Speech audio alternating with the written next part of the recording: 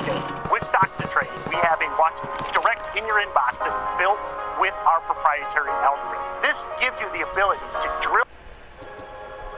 You're going to need this message. Maybe not today, but you're going to need it next year sometime.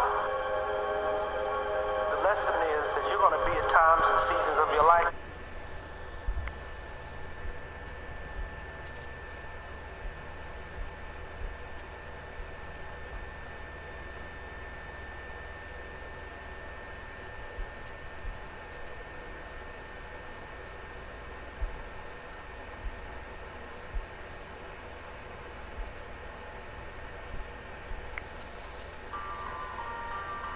There are many figures in the Old Testament who are considered to be wise, but one character from the Holy Scriptures that stands out when we think of wise men is none other than the wise King Solomon, a man who is credited with unifying Israel under peace, stabilizing the economy, and building some truly magnificent structures.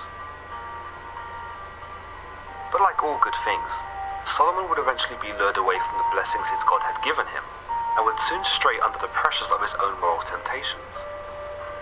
For the purpose of this video though, we'll be looking at Solomon's early days, and in the infancy of his rule, where he first gained his reputation as a wise king.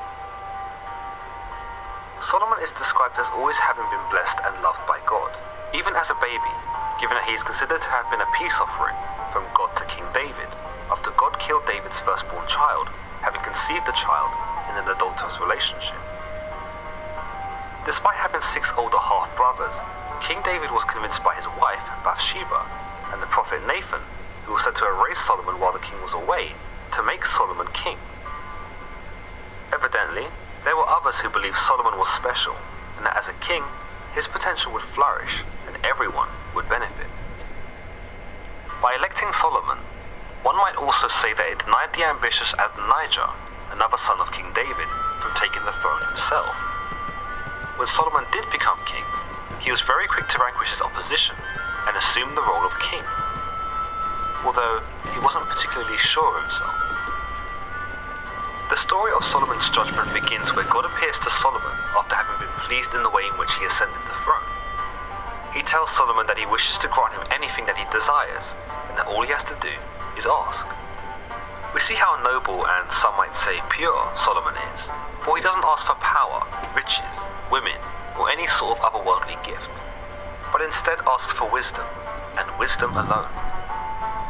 Solomon was aware of his own limitations, and while he was a king, he knew he could not be a good ruler if he did not possess knowledge. In a sense, you might say that this is selfless, as it appears that Solomon's only desire is to lead his people effectively under his God, as well as to keep them safe and see them prosper.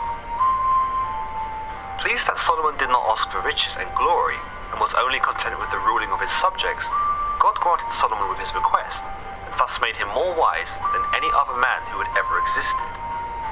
However, because Solomon was so modest in his request, and God sensed he was sincere and authentic, he went ahead and granted him riches and glory as well.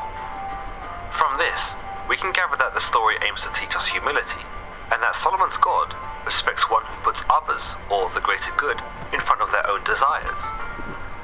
The moral here is that in seeking to serve something higher than yourself, the rewards can be greater than what you might have originally conceived.